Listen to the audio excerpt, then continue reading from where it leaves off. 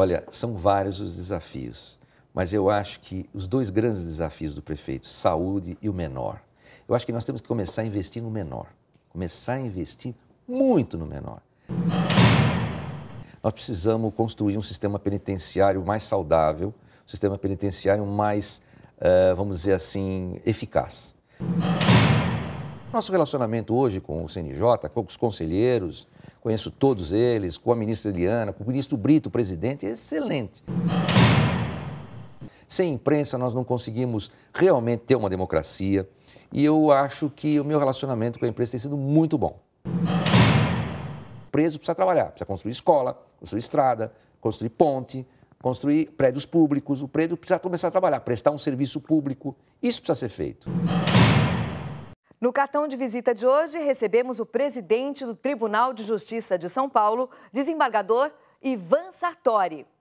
Aos 55 anos de idade, nosso convidado assumiu o TJ em um momento turbulento, em que o judiciário recebia acusações de corporativismo e até mesmo de pagamentos de supersalários a magistrados. O que, lógico, provocou um grande alvoroço na mídia. Com 30 anos de experiência, Ivan Sartori não se abateu com os problemas que poderia encontrar e chegou ao cargo de presidente afirmando que há tempos planejava assumir o cargo mais alto do Judiciário paulista. Com a gestão já em andamento e bem adaptado, queremos traçar um perfil deste maratonista e morador da cidade de Santos que corre para resolver os problemas do judiciário e que tenta afastar o estresse a partir de exercícios físicos. Aliás, queremos saber também o que já foi mudado no TJ neste início de mandato.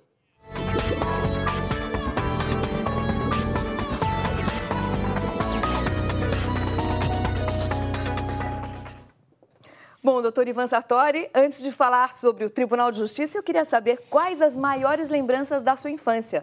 E bem-vindo ao cartão de visita. Muito obrigado, Débora. Quero cumprimentar você pelo seu programa, cumprimentar a Record por esse excelente programa e nossos telespectadores também.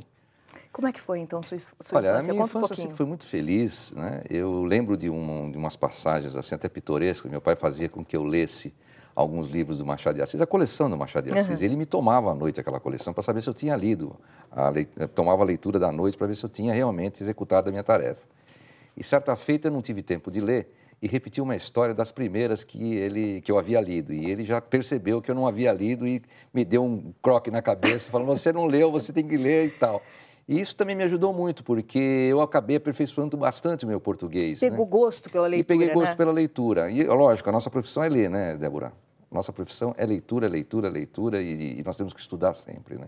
Agora, algum desses livros do Machado de Assis marcou um pouquinho a sua infância? Olha, qual foi a história? Todos eles marcaram muito, né? Já passaram aí bastante na televisão, casos, né? Memórias Póstumas de Brás Cubas, né? E outros tantos que me agradaram muito, né? A gente lia e era isso que meu pai sempre fazia a gente executar, né?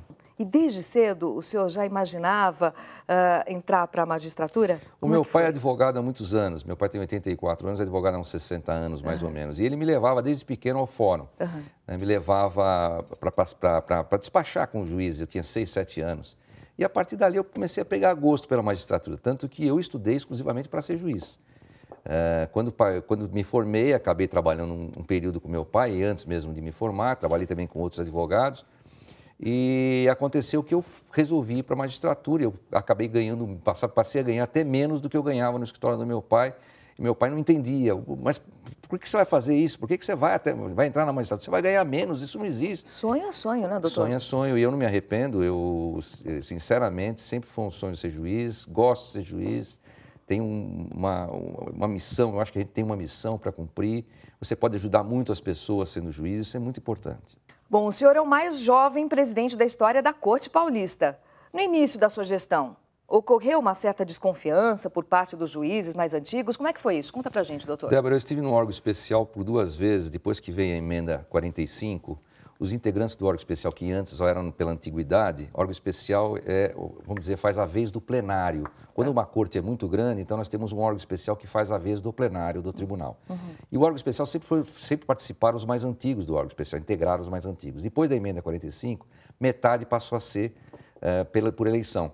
E eu fui eleito por 2 vezes lá. Tive a eleição, tive a reeleição e eu executei uma tarefa que eu calculo que tenha sido muito boa. Eu acabei apresentando projetos, acabei examinando diversos casos complexos, inclusive administrativos, né? E isso eu acho que me deu muita atenção para os colegas, para os servidores, e eu acho que isso trouxe uma confiança aos colegas na votação. E a eleição também sempre foi dentre os 10 mais antigos do tribunal, eu era o 137. Então foi uma situação inédita, né? O 137 da lista ter sido eleito presidente do tribunal. Eu nem não acreditava que eu seria eleito. E no final, por um voto no primeiro turno e no segundo por 14 votos, salvo engano, de diferença. Uma coisa fica evidente logo nesse início de conversa, né? Você é uma pessoa bem confiante, ponderada. E o fato de ser filho de um advogado e a convivência com esse universo jurídico desde cedo trouxe toda essa maturidade, doutor? Olha, eu amadureci muito cedo, realmente. Eu me casei muito cedo, tive filho cedo. Meu filho hoje tem 32 anos, mais velho, tem 10 anos de advocacia já. Tem um outro de 26 e uma de 5 do meu segundo casamento com a minha esposa Cláudia, com quem, graças a Deus, vivo muito bem.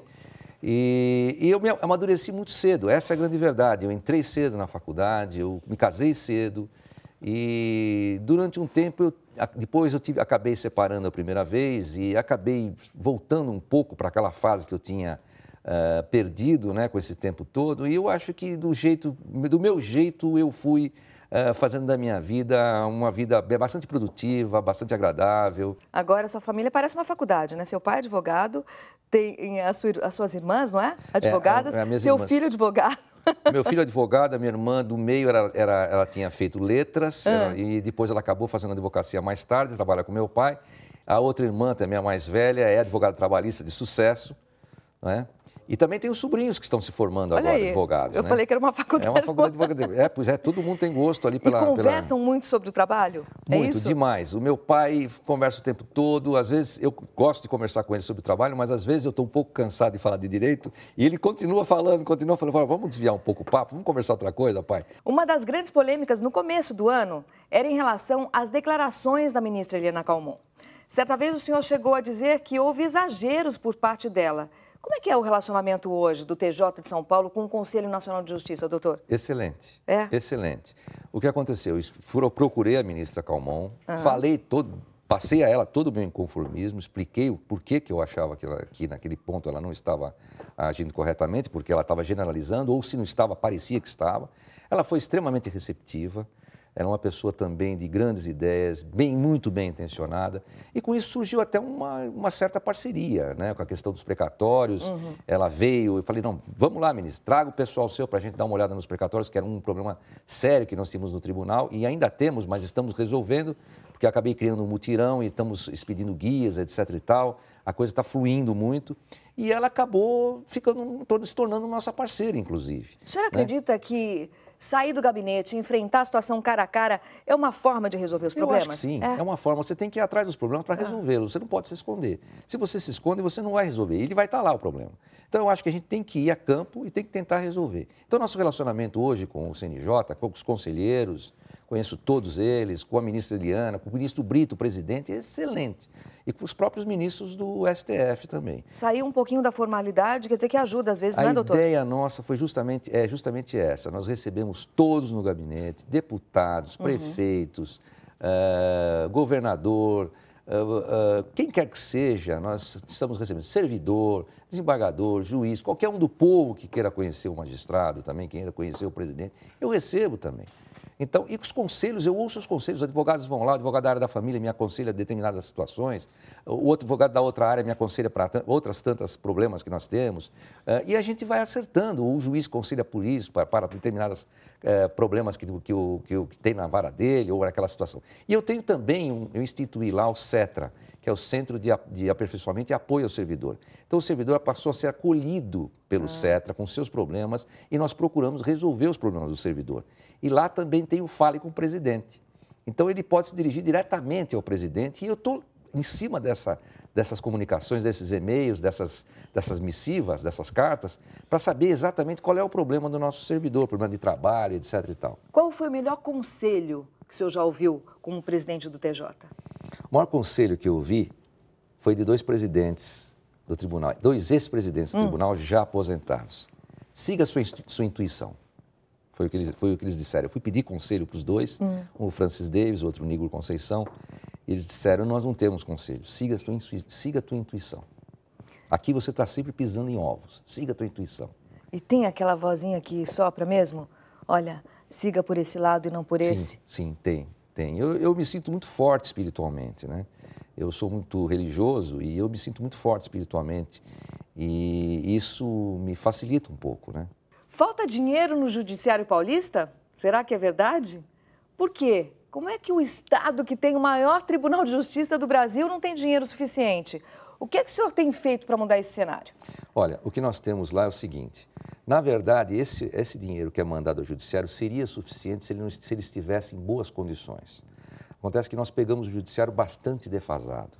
Prédios, estrutura de modo geral, recursos humanos, nós tínhamos cartório com 2 funcionários. Então, nós precisamos reaparelhar, reestruturar o Judiciário. É o que eu estou tentando fazer agora. Nós já admitimos quase 1.000 funcionários. Nós tínhamos verba apenas para admitir 300 no começo do ano, já conversamos, trocamos ideia com o Executivo e conseguimos aí verba, inclusive, para admitir mais pessoas.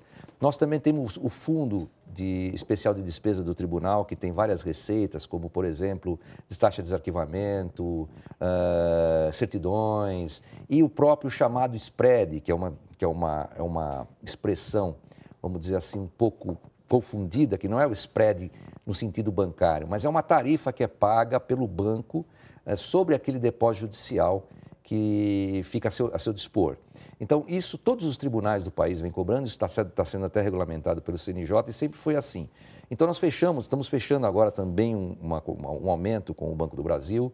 Estamos também, o nosso fundo também está sendo incrementado, nós temos também a folha de pagamento, que nós precisamos ver para onde essa folha vai, nós precisamos fazer uma licitação ou resolver esse caso de uma forma mais detida, porque também eles estão querendo pagar um valor alto por isso. E a forma com que essas pessoas trabalham é um reflexo também, não é, doutor? E o fundo também, o fundo de investimento, o fundo especial de despesa, você não pode gastar normalmente com o pessoal, você só pode gastar na estrutura do tribunal, a não ser que seja indenização.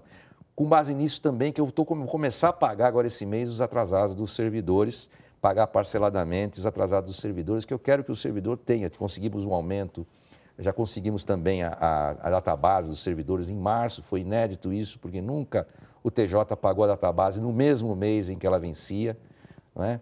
Conseguimos acima da inflação. É verdade que nós temos ainda umas defasagens passadas, mas nós conseguimos agora acima da inflação, trouxe as associações todas para conversar, para dialogar, para tentar resolver, fizemos acordos sobre a greve, né? Então tudo isso vai melhorando o ânimo dos servidores. E eu também estou no Facebook, eu recebo mensagem direta de servidores, de juízes lá no Facebook e mando ver e mando examinar o que está acontecendo. No 3º mês do seu mandato, o senhor deu uma entrevista falando sobre a administração e este é o nosso mural da semana. Precisamos recuperar a autoestima do servidor, porque sem ele não existe processo. Os problemas são muitos e estamos em busca de soluções. O que o senhor ainda pretende implementar, doutor? Bom, nós já fizemos agora, nós dividimos o Estado em regiões. Isso vem facilitando bastante, por quê? Com juízes, diretores regionais dessas regiões. Isso vem facilitando bastante para fim de concurso, para fins de aquisição de material, isso barateia bastante, porque nós podemos adquirir aqui em São Paulo e distribuir pelas regiões, que distribui para as circunscrições e comarcas. Circunscrições são agrupamentos de comarcas. E nós tínhamos também concursos pulverizados em uma comarca, em outra, em uma circunscrição e outra. Isso dificultava bastante, porque às vezes o concurso vencia aqui e aqui que precisava de funcionário, o outro que estava em aberto não podia trazer para cá o funcionário. Então, com a região, nós podemos fazer o concurso ali. Basicamente, nós ainda estamos pretendendo levantar os prédios das regiões, ou por aluguel, ou por desapropriação, ou então prédios do próprio Estado, que nós estamos procurando, para instalar ali a administração regional, para instalar ali as varas de execuções criminais regionais, para facilitar essa situação também, que é muito complexa aqui no Estado, para instalar ali as varas de execução fiscal regional também. está lá também as varas dos registros públicos e a turma do Colégio Recursal. Então, nós vamos ter um fórum regional, são 10 regiões, em cada região terá um fórum regional, essa é a nossa ideia. Também estamos evoluindo bastante na informatização, com a alimentação do BI, do Business Intelligence, que é o computador que nós temos lá. Estamos também avançando na informatização das comarcas. Tínhamos algumas ilhas, porque algumas comarcas se adiantaram na informatização e ficaram ilhadas com a informatização do tribunal. Então, nós tivemos que resgatar essas comarcas também, né? Ribeirão Preto, Pereira Barreto, tivemos que resgatar todas essas comarcas. Nossa, eu estou pensando aqui, quanta coisa, doutor. Como é que o senhor dá conta de tudo isso? Pois é, eu trabalho de manhã até a madrugada, muitas vezes até a madrugada. Eu fico lá no meu... À noite é que eu vou estudar os votos, que eu tenho votos para dar também, né? Votos sobre sequestros precatórios, votos sobre suspensão de liminar, diversos votos que a gente ainda tem, a parte jurisdicional ainda está lá. Os precatórios vão ser pagos, doutor? Tem gente que está preocupada com isso, está acontecendo exatamente isso. Nós pegamos uma situação bastante caótica, difícil, era uma dificuldade junto aos servidores, que tinham muitos créditos para receber ali, junto à Ordem dos Advogados do Brasil, junto às associações dos servidores, por causa dos servidores, junto ao CNJ e ao público em geral. Então, o que eu fiz ali? Nós tínhamos 3.000 guias, aliás, 3.000, e tem mais 3 prestes a ser expedidas, 3.000. São 6.000 no geral, mas tinham 3.000 prontas para serem expedidas. E não tinha pessoal para expedir essas guias. Estava lá o dinheiro depositado e a turma não recebia. Então, o que nós fizemos? Nós formamos um mutirão a partir desse CETRA, que é o Centro de Aperfeiçoamento dos Servidores, formamos um mutirão, recebendo hora extra, que está trabalhando diuturnamente, inclusive aos sábados, e com isso nós já conseguimos atingir praticamente essas 3.000 guias em 1 mês e meio. Mas nós estamos administrando bem, está sendo gestacionado isso aí, está indo bem, eu estou achando que nós vamos conseguir resolver esse problema, mas eu peço ainda um pouco mais de paciência para os credores, para o povo. Eu sei que é difícil pedir paciência diante de 3 calotes que nós tivemos aqui na República, né? Mas queira ou não queira, o senhor está tendo paciência para poder organizar tudo isso. Então, essa paciência o senhor acaba passando para as pessoas. Eu fico desesperado para resolver os problemas das pessoas. Eu quero resolver. Às vezes a gente se sente impotente quando a gente encontra um problema desse tamanho, dessa natureza. Mas nós estamos empenhados. Mas já pensou se ao chegar naquelas salas, aquelas pilhas, o senhor falasse, não, eu vou voltar. Eu vou desistir de tudo? Não tem jeito, está na minha mão, eu tenho que resolver, não tem como. Por isso que eu tenho que ver. Vamos atrás do problema, vamos resolver. Eu quero saber como é que o senhor faz para conciliar vida familiar, trabalho, sendo tão focado e dedicado ao TJ, doutor? Olha, Débora, tem reclamações, viu?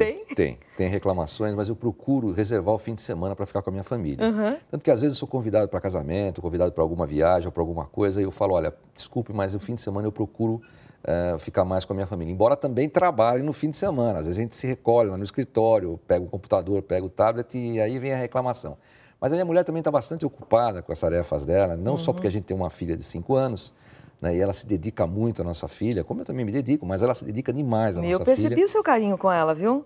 Tem um carinho muito grande, eu acho que compensa tudo isso, não compensa não, doutor? Eu sou praticamente pai-avô, né? Os meus filhos não me deram neto, então aí tem praticamente, quer dizer, minha filha, mas como a diferença é tão grande, né? A gente já muda completamente. Com os filhos, quando a gente é mais novo, a gente é mais rigoroso. Depois, quando a gente é um pouco mais velho, a gente é um pouco menos rigoroso. Se bem que também eu procuro, quando ela chega num determinado ponto, olha, para. Não é bem assim, né? Mas eu estava falando do seu carinho com a Cláudia. Ah, com a Cláudia, pensei que fosse com a minha filha. Não, mas com a Cláudia desse também, carinho que você tem nós vivemos uma relação muito gostosa, uma relação que foi sendo construída, ela veio de uma separação, eu também, e a nossa relação foi sendo construída e é uma grata surpresa, a gente está tão bem hoje, né? E tão feliz. Eu acho que é um casamento que para nós tem sido maravilhoso, tem sido uma união muito bacana. Eu quero saber como é que é o seu relacionamento com a imprensa. Olha, o meu relacionamento com a imprensa é o melhor possível. No começo, eu senti um pouco de problema, sofri alguns problemas, eu achei que não estavam sendo muito fiéis àquilo que eu estava falando, ao que estava acontecendo, eu coloquei, inclusive, isso para a própria imprensa, em coletivas, mas eu acho que hoje não. Hoje eu acho que a imprensa tem sido fiel, tanto a imprensa escrita como a televisiva nunca me deu problema, mas a imprensa escrita que era o problema que eu achava que poderia ser um pouco mais fiel. Mas hoje estamos muito bem, acho que está indo muito bem a imprensa está desempenhando muito bem o seu papel aqui na República, no Estado. Sem imprensa nós não conseguimos realmente ter uma democracia e eu acho que o meu relacionamento com a imprensa tem sido muito bom. O senhor é um defensor da mudança da lei de execução penal, principalmente para acabar com a progressão de regime para alguns crimes. O O senhor não tem medo de se pronunciar a respeito de assuntos polêmicos, doutor Ivan? Olha, isso é um problema sistêmico, né? Porque você veja, primeiro para mudar a lei penal, que eu defendo realmente, nós precisamos construir um sistema penitenciário mais saudável, um sistema penitenciário mais, vamos dizer assim, eficaz. Então, para isso, o sistema penitenciário que está aí é complicadíssimo, porque nós temos ali um arquivo humano, não é? Pessoas que são jogadas ali de qualquer forma, mais a população é acima do que se permite em cada presídio. Então, aquilo piora muito a situação, cria uma dificuldade muito grande para o Estado, para o cidadão. O preso acaba saindo de lá pior, né? Então, o que eu prego? Eu prego o seguinte, nós precisamos mudar a lei de execução penal. Quem praticou crime grave, não é? Como é um crime estupro contra a criança, um atentado violento poderoso contra a criança, ou então, vamos dizer assim, um latrocínio, não é? E essas pessoas, elas não podem ter progressão de pena. Esses crimes hediondos não podem realmente comportar progressão de pena, porque o cidadão sabe que ele cometendo um crime desse, ele vai sair logo com a progressão de pena. Você acredita na recuperação do homem? Alguns têm recuperação, outros não têm recuperação. Como é que é avaliar quem tem e quem não tem? Olha, isso tem que passar realmente por um estudo psicológico, psiquiátrico muito sério. Mas a gente já sabe, alguns assassinos, serial killers, por exemplo, né? Alguns assassinos, já que nós conhecemos por aí, não tem recuperação, não tem como você conseguir progredir com essas pessoas. Agora, o que precisa do preso? O preso precisa trabalhar. O preso precisa trabalhar. Não é um programa aqui, outro acolá. Nós temos presos trabalhando, por exemplo, no estádio do Corinthians, para a Copa. Mas isso é um programa ali localizado, né? Nós precisamos disseminar isso. O preso precisa trabalhar, precisa construir escola, construir estrada, construir ponte, construir prédios públicos. O preso precisa começar a trabalhar, prestar um serviço público. Isso precisa ser feito, né? E o preso não faz isso geralmente, ele está ali jogado em presídios, em cadeias e não está fazendo... O ócio atrapalha a vida de qualquer um. O ócio atrapalha tudo, não tem como fazer. Então o que eu prego? Eu prego uma melhora do sistema penitenciário, não sei se por PPP, se por privatização, e tem gente interessada nisso, ó, grandes empresários, ou por outro meio qualquer. E também uma modificação na lei de execução penal para que a progressão de pena seja mais rigorosa. Tem que merecer, o preso tem que merecer aquela progressão e tem que mostrar confiança para que aquela progressão ocorra e não ser uma coisa sistemática e automática como tem sido atualmente. Bom, agora mudando um pouquinho de assunto, eu quero saber como é que anda a rotina em relação às atividades físicas, doutor. Você ainda participa de maratonas ou não dá mais tempo? Olha, eu participei de mais de 20 maratonas, e cheguei a determinado ano a correr mais de 100 corridas no ano. Puxa! Né, a pé. E eu tinha um tempo razoável na maratona, né, por volta de 3 horas, tinha também um tempo bom nos 10 quilômetros, por volta de 36 minutos, mas eu pesava bem menos, né, e era um pouco mais novo. Se bem que essa questão também não diz nada, porque nós tínhamos os corredores mais velhos também que faziam que tinham um bom desempenho. E eu parei um pouco com a corrida, mas estou aí na caminhada. Eu andei fazendo academia durante muito tempo e tal, mas agora eu estou meio sem tempo. Eu estou tentando achar um tempo para poder fazer um esporte, para poder praticar atividade física. Mas eu estou andando, estou correndo ainda que 2, 3 vezes por semana. A gente vai, uma semana a gente corre 2 vezes, outra 3, outra 1, mas a gente está tentando conciliar com o trabalho. E o fato de morar em Santos ajuda um pouquinho a aliviar esse estresse? Eu acho que ajuda muito. Eu gosto muito de morar em Santos. Né? Eu venho todos os dias, eu passo alguns dias aqui em São Paulo. Meu pai, inclusive, tem a casa dele, eu também uso hotéis às vezes, e eu acabo dormindo aqui. Mas no fim de semana, para mim, quando eu entro na minha casa, parece que eu entrei no céu. Porque tudo eu gosto lá, eu gosto do jeito. Eu moro lá já há 12 anos, né? Então, para mim, é uma alegria muito grande morar lá em Santos e morar na minha casa. Eu gosto muito de lá. Quer dizer que você, então, é um homem caseiro, curte ficar em casa. Eu curto muito. Aliás, a minha esposa gosta da nossa casa, mas depois que nasceu a nossa filha, ela acha que a nossa casa não está adequada, ela quer mudar para São Paulo, e eu fico protelando, fico tentando manter o meu lugar. Mas você está enraizado aí nessa casa, o que aconteceu? O clima de Santos é gostoso? O clima é muito gostoso. Nosso prédio lá é bastante simples, né? Mas o prédio está bom, é um prédio bonzinho. Ela disse que o prédio é muito simples, que tem que mudar e tal. Mas já que a Cláudia está querendo voltar para São Paulo, o que você acha da cidade de São Paulo? Olha, eu adorava São Paulo, adorava morar em São Paulo. Sou paulistano, adoro São Paulo, adorava morar em São Paulo. Nasceu em que bairro, doutor? Eu nasci no Hospital Modelo, na Aclimação. Na Aclimação. E eu adorava morar em São Paulo, a vida paulistana e tudo mais. Hoje, eu prefiro morar em Santos. Eu acho que Santos tem uma vida mais saudável, uma vida mais tranquila, né? Apesar de já estar movimentado, né? Santos já se tornou uma cidade bastante movimentada. Mas eu acho que é muito mais tranquilo, muito mais calmo ali. A minha casa não tem barulho. Então, eu fico em paz, gosto de um charuto, de fumar um charuto. Então, eu fico ali, às vezes, meditando, fumando meu charuto. E é a minha vida. Eu gosto disso, gosto de ler, vejo televisão. E qual vai ser o maior desafio para o novo prefeito de São Paulo? Olha, são vários os desafios. Mas eu acho que os dois grandes desafios do prefeito, saúde e o menor. Eu acho que nós temos que começar a investir no menor. Começar a investir muito no menor. Para que nós tenhamos, no futuro, pessoas aptas realmente a assumir aqui o Estado, a também assumir as profissões que gerem o Estado. E também nós temos aí uma força muito grande, positiva em prol do povo. Nós temos que investir no menor, o caminho é esse. Investir muito no menor e na saúde. E qual é o legado que o senhor pretende deixar quando sair do tribunal? Olha, eu pretendo deixar o tribunal muito mais bem estruturado, inclusive seja recursos humanos, seja estrutura física, seja na informatização, deixar uma situação bastante, vamos dizer, propícia para que o próximo presidente, que eu já penso e já quero ver quem será, porque o mandato é curto, são 2 anos, deixar muito mais fácil para o próximo presidente, para que ele prossiga e abra os rumos e consiga melhorar muito mais os serviços judiciários. E agora vem a pergunta mais difícil do programa.